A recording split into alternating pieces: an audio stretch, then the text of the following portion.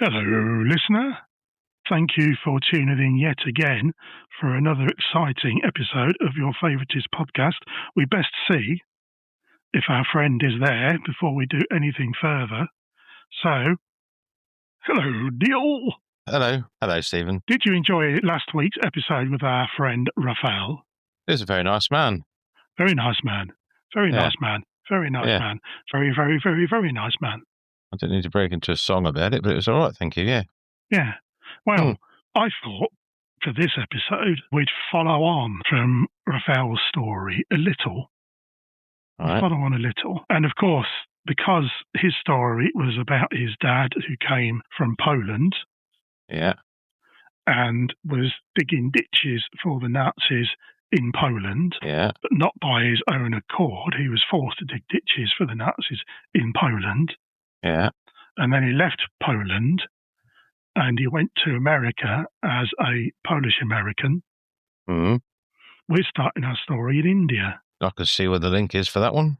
Yeah, follows on quite nicely, do you not think? Being honest, no. Okay, well, let's reach out to the listener. Yeah. Let's loop back at the end and we can see where we are. So, are you ready, listener? Are you ready? Hello, Neil. Yes, thank you very much, Stevie. Are you strapped in, strapped down, and all ready to go? I'm strapped in, strapped on, and whatever you need me to be. Right, here we go. Let's go back through space and time once more for another exciting episode of Honourable Mentions. Known as the father of Indian cricket and one of the greatest batsmen of his time, Ranjitsinhji was born on the 10th of September 1872. Ranjitsinhji. Between 1907 and 1933, he became ruler, or Maharaja, of his native Indian princely state. Now, before we go any further in this podcast, I do need to issue upfront straight away an apology to anyone of a Gujarati background, Indian background, whatever you want to call it, because I'm going to mangle some pronunciations here big time. Okay. You're a multilingualist, so it's easy for you to mock, Neil. Yeah. But I'm not. So between 1907 and 1933, our friend Ranjitsinhji became ruler. Ranjitsinhji. Maharaja. Or Maharaja, I don't know, for paying attention. You're welcome. Of his native Indian princely state, Nawanagar. Oh, I like Nougat. Present-day Jamnagar. I like that. I like Nougat. It's nice. He played cricket for Cambridge University. I can pronounce these. He played cricket for Cambridge University, Sussex, London County, and in 15 test matches for England. Is London a county? Apparently there was a cricket team called London County. I didn't go back in time and pick the team, Neil. I didn't name the team. Perhaps we should look into this. How many runs do you think he scored in total in 15 test matches, Neil, please? 15 test matches, 2,350. 989. Oh, I wasn't far off then. You weren't far off. It was a good guess. And I'd have scored 2,000. How would you explain, please, for our non-cricket playing listeners, I don't know, let's say in the United States of America and such places, in Canada, we have listeners and places like that. So these nations, please explain a test match and the game of your cricket.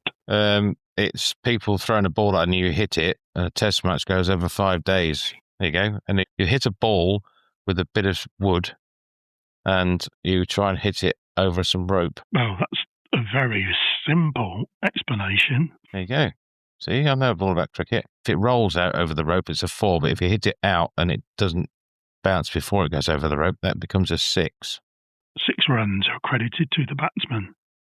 That's it. It's a game where you go out to be in, and you're in until you've gotten out, and then when you're out, you go back in, and someone else comes out, and they're in until they're out. Yeah. And the batsman's holding, the bowler's willy. Which is a famous quote from your crickets. Yes. So we've got here Ranjitsinhji. Yeah. Born on the 10th of September 1872, who was a bit of a cricket sensation. It's quite a big sport in India, isn't it? Well, isn't it? It's massive in India. I think as well, I think cricket is the second biggest sport in the world. Sorry, Rugby's Americans. first, surely. I know, your football or soccer. No. Really? Soccer is the biggest sport You in the call world. that a And I think sport? it's cricket and then tennis. And I think you'll find rugby is not even in the top 10. Well, it damn well needs to be. The nephew of Ranjitsinhji, Yeah. Digvijaysinhji, Ranjitsinhji Jadeja. Say it again slowly. The nephew. His nephew Yeah. is called Digvijaysinhji. Digvijaysinhji. Then his middle name or whatever, Ranjitsinhji. Yeah. And his surname, Jadeja. Yeah. Digvijaysinhji, Ranjitsinhji Jadeja. Cool. Well, let's fill his forms in. He was born on the 18th of September, 1895. 1895. In the village of Sarodar, present-day Gujarat, when India was still under the British Raj. Who's Raj? Now you're thinking of Reg. Oh, right. That's probably how they pronounced it, was it? Brother of Ronnie. Yeah, there's a Reg looking after the place. Oh, fair enough. Yeah. So Digvijaysinhji attended Rajkumar College in Rajkot, not Raj's here, as well as Malvern College in England and University College, London. I've heard of Malvern College. I was going to say that's in England. In 1919, he was commissioned as second lieutenant in the British Indian Army and enjoyed a military career for over a decade. Military? Attached to the 125th Napier Rifles in 1920. That would hurt. Yeah, when I say attached to the 125th Napier Rifles, they didn't actually attach him to the rifles. Oh, okay. Sounds like that's all it was. Could look like a transformer sort of shooty thing. That was quite cool. Actually, he glued himself and they said, you can't do that, but he stuck to his guns.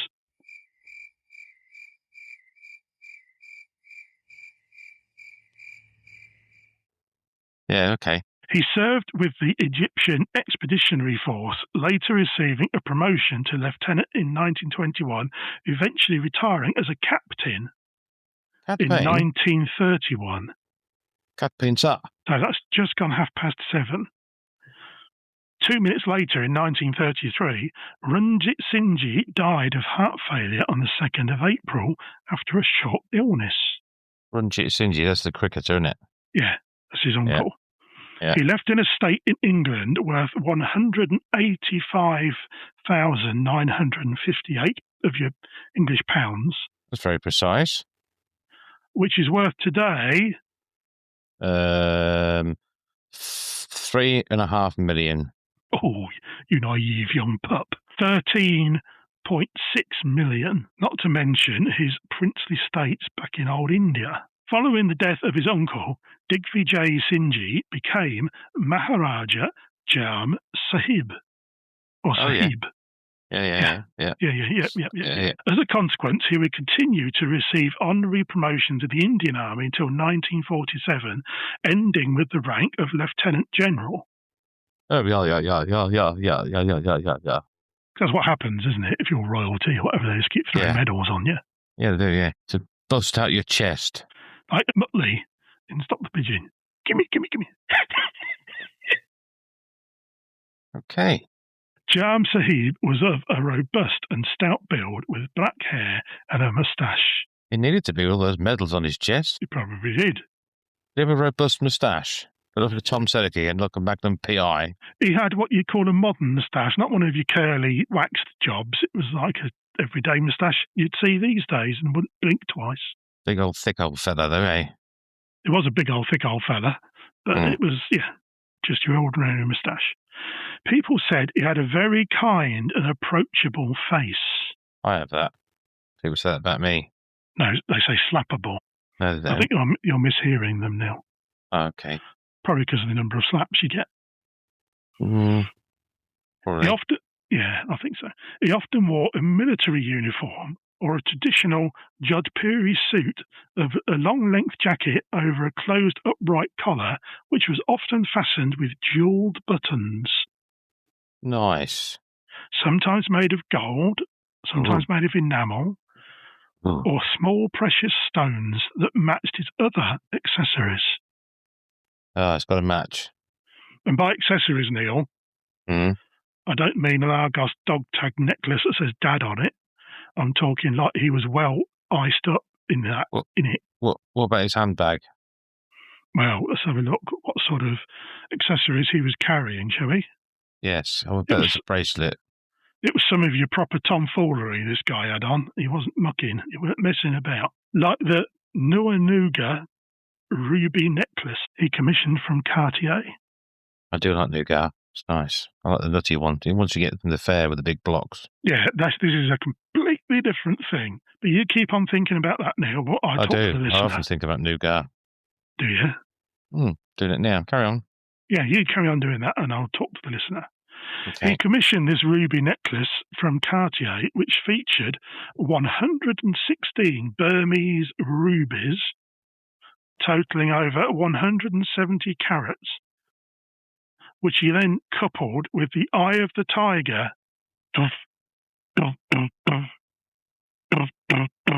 Why do they call it carrots? Nothing to do with vegetables, so is it? The measurements and all that, whatever you call it. So why is it called carrots? They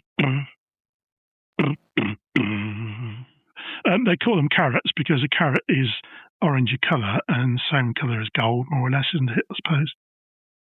Is that what it is? I don't know, Neil. Well, perhaps you should research that, please. Perhaps if our listeners out there that knows why it's called a carrot and the meaning of the word carrot, they could send a messages to us to honourablementionspod@gmail.com. I'd be glad to listen to that. Yeah? Yeah.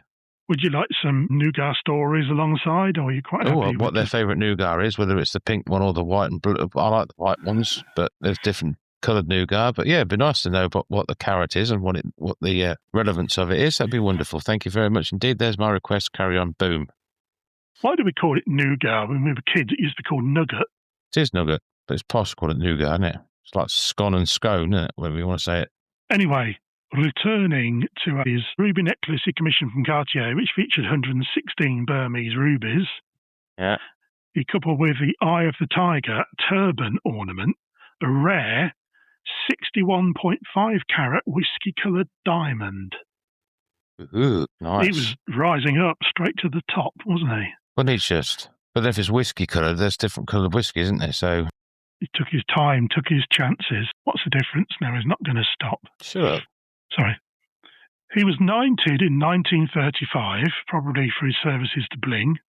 Yeah, probably. And joined the Chamber of Princes, leading it as a president from 1937 to 1943, Neil.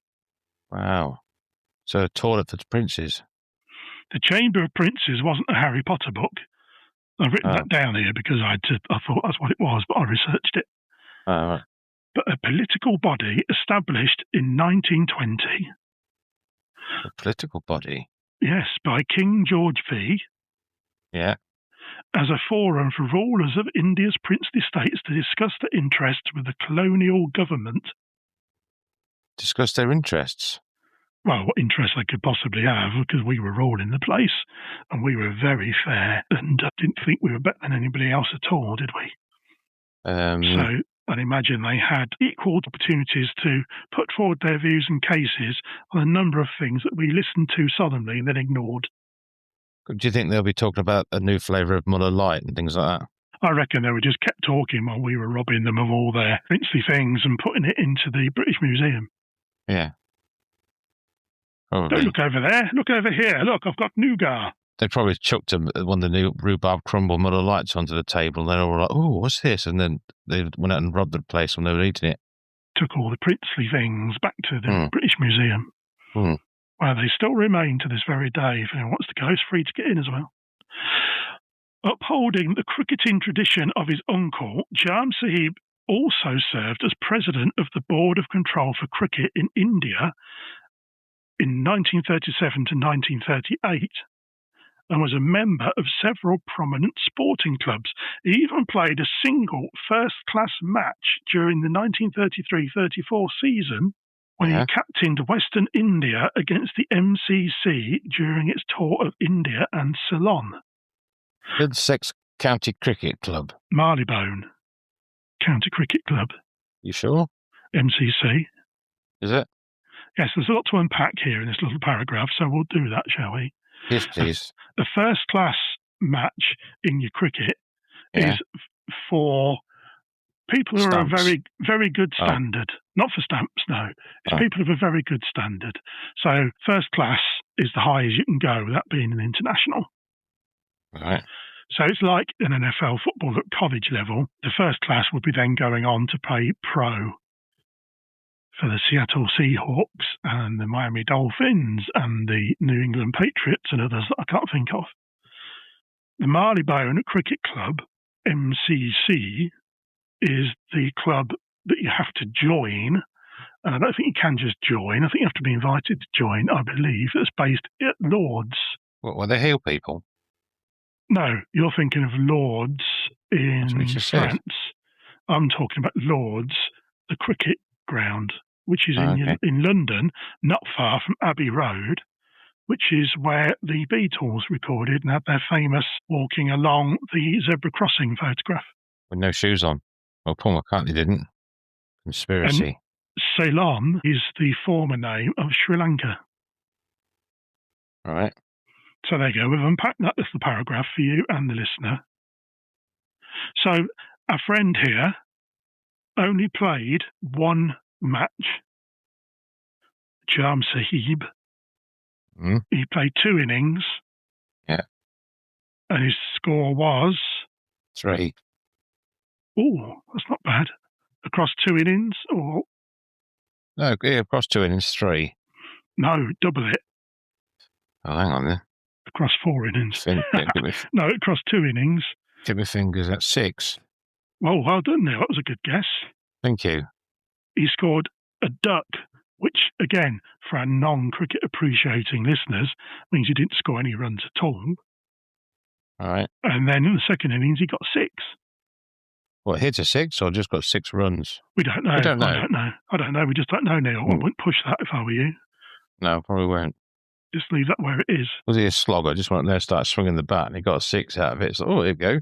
Happy days. Just let it lie. Got hold of that one. Check that beauty. You need to let it lie now, Neil, please. Shut up.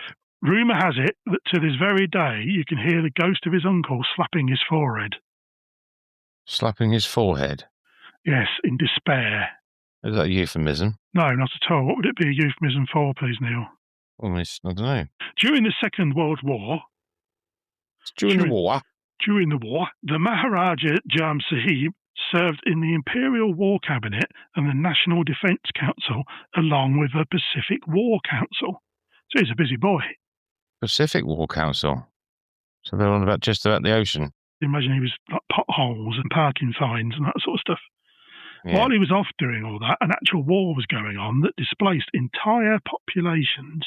Are you aware of this? No. Now, this is where I cleverly loop back to last week's episode with our friend Rafael.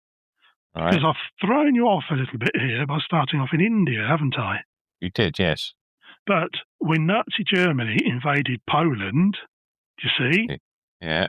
In September 1939, the Soviet Union struck from the east just days later under the Molotov-Ribbentrop Pact. Oh, not even get me head around that one. It's a non-aggression treaty that featured a 10-year non-aggression clause between Germany and the USSR, and a secret agreement to divide Eastern Europe, including Poland, the Baltics and Finland, into Germany and Soviet spheres of influence. I didn't know that. What do you mean you didn't know that? Well, what I mean by I didn't know that means I didn't know that. And would you like to elaborate more? Me, didn't, was a negated, negative, unable to, or didn't know that. What? What you just said, You didn't know about the Molotov-Ribbentrop Pact? No. Your no loss. idea what it was. Your loss. I thought a Molotov cocktail was a petrol bomb. It was named after this fella. Oh, okay. There you go, then. It was the agreement that effectively paved the way for World War II. by giving Hitler freedom to invade Poland without Soviet interference. So he thought, I can sweep in there, do my job. No one's going to stop me because the Soviets aren't interested in stopping me because we've got a piece of paper here that says they won't. Between 1939 and 1941, the Soviets swept into eastern Poland and deported hundreds of thousands of civilians, including women and children, to Siberia, Kazakhstan and Central Asia. And along the way, many of them perished from hunger, hard labour and sub-zero temperatures. I think a few got a pain in the ass with a brush up the backside on the sounds of it. Or they swept them out. Oh, I see. It was a joke. Not really. Just wait a moment, listener, while I put my ribs back, because I fear they have burst. Meanwhile, the Germans began a brutal occupation of the rest of the country, destroying Polish culture and throwing in a spot of ethnic cleansing and genocide, leading to immense Polish casualties and eventually the systematic murder of 3 million Polish Jews. That's bad, there. That's bad, isn't it? Then, in 1941, the world was shocked. Why? Well, Neil, because the 2 most genial members of the get-along gang fell out, and Hitler turned on Stalin. Get-along gang? Oh, right, okay, I'll get you mean as Stalin and Hitler. Stalin and Hitler, yes, making the Soviet Union a sudden ally of the West. Oh, nice. Hitler invaded the USSR in Operation Barbarossa, which was driven by Nazi ideology's quest for Lebensraum. What are you on about? I told you this episode. Living space in the East. That's what they wanted, for German settlement and self-sufficiency. They also wanted Ukraine's vast agricultural land and Russia's oil fields. Be a funny field to go in, wouldn't it? Luckily, no one's ever wanted Ukraine's vast agricultural land since, have they? Well, not that I know of. They probably can't get through those fields full of oil. Yeah, what sort of oil it was. Yeah. Baby oil. Yeah, that would smell nice. Imagine that, having to fight and wrestle in that. Yeah. Oh, hang on. The Nazis viewed the local Slavic populations as inferior and fit for enslavement or extermination. Mm. Do you know what? The more I read, I'm starting to get the impression that the Nazis weren't very nice. I don't think they were. Not tolerant of a lot of things, were they? No. Hitler also saw communism as being led by Jewish Bolsheviks. Add to all that Germany's belief that the USSR was weakened and eliminating them would remove the major European superpower and isolate Blighty. Isolate Britain? Blighty? No. We're going to isolate Blighty, young man. We've got to do more than that. Who do you think you're kidding, Mr. Hitler? When you say, England's done. Yeah. Go and pick your bollock up in the Albert Hall. Thereby securing Germany's dominance. Because that turned out well for you, didn't it? Yeah. All of which meant that breaking the Molotov-Ribbentrop Pact seemed like a jolly good idea. It wasn't, though, was it? It wasn't. Hello, Neil. Hello. You're probably thinking, yes, Stephen. Yes, Stephen, yes. That's what you're thinking. I've been thinking that since the first minute of this podcast, but anyway. But what's all this got to do with our friend, the Maharaja Jam Sahib? Exactly. Because I started with India, I looped back round and reached out to Poland. Yeah. And now we're going to sit down and discuss Maharaja Jam Sahib and where he fits into all this, you see. Yes, please. The bigger the jam in the sandwich. Ah.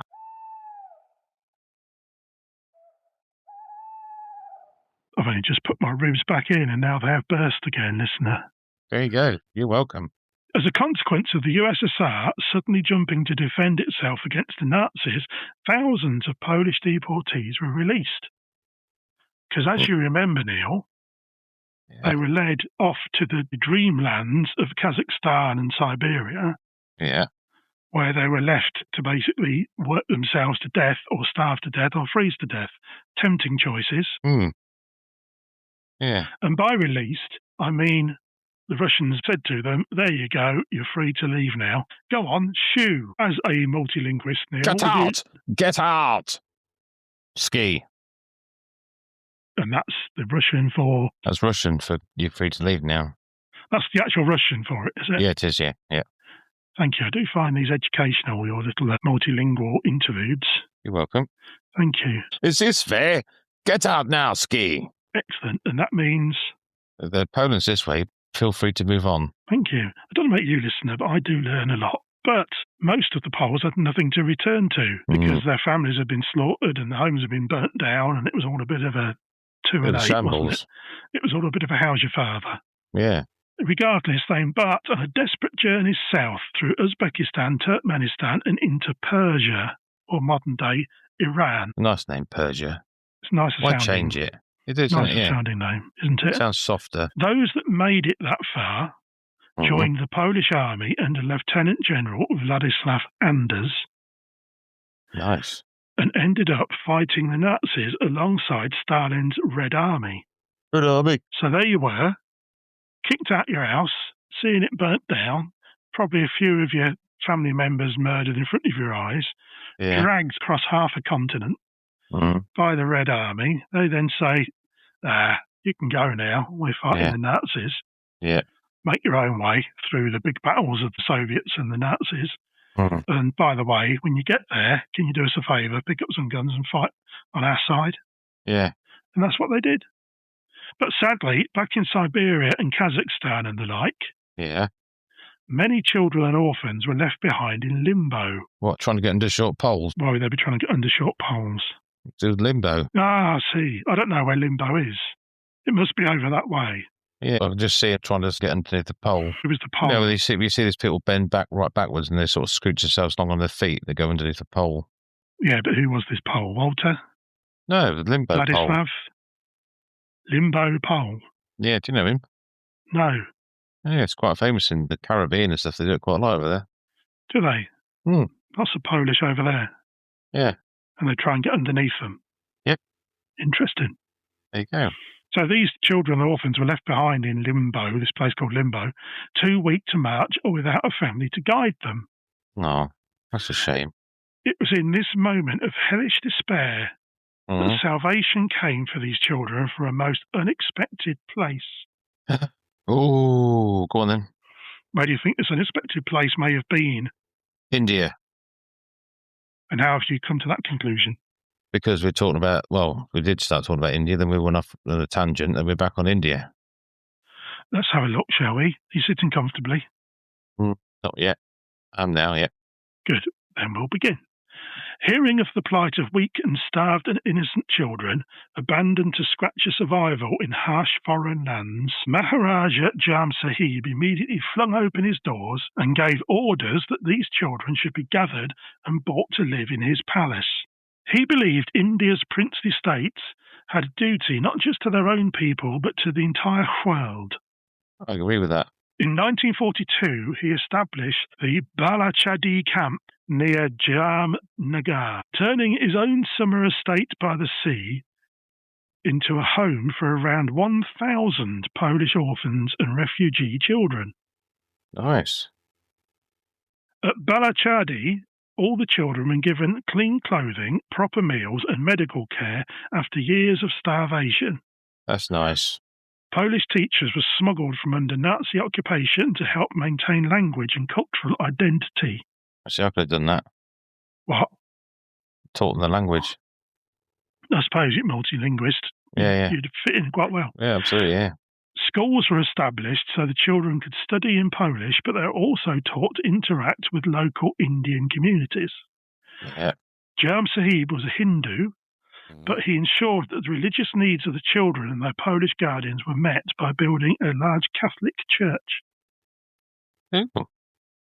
Now, I don't know about that. It just says that he built a Catholic church, but I'd imagine quite a few of the children would have probably been also Jewish.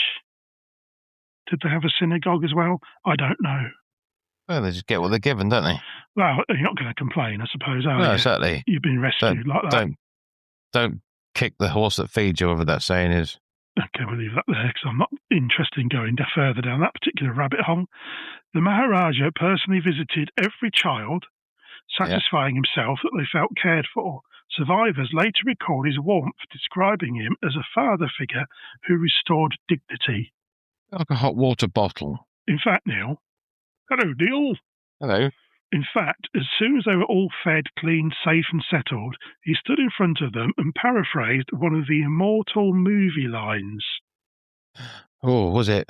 My name is Maximus Decimus Meridius. Almost. Oh. He said, "You are no longer orphans, you are Nawanagaris. Take your stinking paws off me, you damn dirty ape." What film's that from? Is that from Elf? Oh, that's a good guess. No, you probably wouldn't recognise it because I did rather a better job than Charlton Heston. But It was Planet of the Apes. Oh, okay. When he was in that net and they were prodding him and he said, "Take your stinking paws off me, you damn dirty ape." It's good, that, wasn't it? It was very good, yeah. Very emotional. Very emotional, wasn't it? Mm. And then, of course, once his courtiers had cleared all the monkeys out, he tried again. And this time, he said to the children, "You are no longer orphans, you are Nawanagaris, and I am your father." That's the famous line from a film. I know. Well done. I can't do Darth Vader. Can you do Darth Vader? I am your father. There you go. No, I am your father. No, you can't do Darth Vader. Those rescued and brought to Balachadi later called themselves the Maharaja's children, and for many, India became their second homeland. Nice. Some stayed in India for years after the war, some stayed for a while before emigrating to the UK, USA, Canada, or Australia. Oh. But every single child carried lifelong memories of kindness and the image of an Indian ruler who saw beyond race, religion, or nation. Lovely man. Lovely, isn't he the loveliest of lovely men? Yeah. The story of Balachadi cemented a bond between Poland and India that remains strong to this very day. So it does. A school in Warsaw is named after the Maharaja. Yeah. Monuments honouring him and the children exist in Warsaw and in Jamnagar, or Jamnagar. Yeah. In 2011, so just about 8:10, the Polish Parliament issued an official resolution of gratitude to the Maharaja and the people of India. Yeah. Every year... Could they do like what they do over here? Because, I mean, it's a prestigious thing to be twinned with another town. Have they done that with it over there? Well, you've rather jumped in with both feet there, Neil, because every year Polish delegations visit Gujarat to honour his memory, often joined by the descendants of the children he saved from a certain and terrible death. Yeah. That's nothing to do with twinning the town, is it? No, but it is keeping that link there. It's a bit more than twinning the town.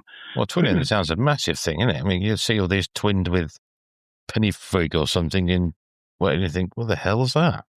That's something to be proud of, isn't it? And then when you go to these towns, they're nothing like the town you've come from. It's ridiculous. Have you finished on your town twinning rant? Well, I just answered the point of it, because they don't look anything like each other. Balachadi existed until 1945, when it was closed and the children and guardians were transferred to Valivade in Kolhapur. Oh, he played for Leicester, didn't he? That's Jamie Vardy.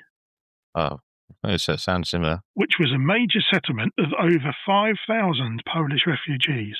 Wow. Mostly women and children who escaped Soviet labour camps during World War II.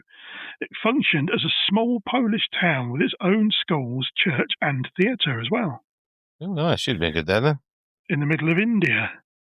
You wouldn't expect that, would you? There you are out in India, and then all of a sudden there's this Polish village full of Polish people. You think, have I got on the wrong bus? What's going on here? But there it was. Today, Balachadi is part of a 300-acre school campus.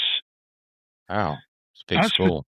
As for Jam Sahib himself, on the 15th of August 1947, India became independent of British rule. Yes, it did, yes. On that day, he signed the instrument of accession to the Dominion of India. What, like a cello or something? No, a trombone. Okay. So he had to sign that, and then to complete the ceremony, he had to tap it on the bottom with a banjo. Okay. That was signed by all the rulers of princely states agreeing to transfer control over defence external affairs and communications, and allowed the creation of the new independent nation of India. Ooh. Jam Sahib merged Nawanagar into the United State of Kathiawar the following year, serving as its chief of state until the government of India abolished the post in 1956. 4 minutes to 8. Didn't give you very long, did they? No, the posts don't last that very long, though, do they? This is a concrete one. No.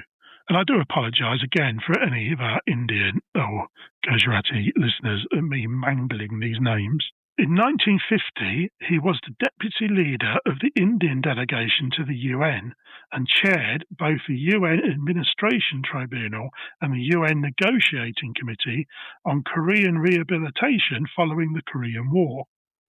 Ooh. So that went well, didn't it? Yeah. Then you do a good job. No problems there after that. No, not at all. During the Nazi years of World War II, 6 million Poles died. That's a lot, isn't it? It's incomprehensible, really, isn't it? Yeah. 3 million of the victims were Jews. So half of all those 6 million Poles were Jewish. Yeah. Of Poland's 3.3 million pre-war Jewish population, how many survived? 300,000. It's a very good guess. Yeah, well, you said 3 million died, so I just took that off the 3.3. Mind like a steel trap. Oh, yeah, told you. Fewer than 375,000 survived. There you go. Told you. Imagine that, though. 3.3 million down to 375,000 in 6 years. You'd be able to get a bus, wouldn't you? But not. Can't believe you just swept it all aside. No wonder they called old Jam Sahib the good Maharaja, is it, Neil? Do you think? No. Lovely man.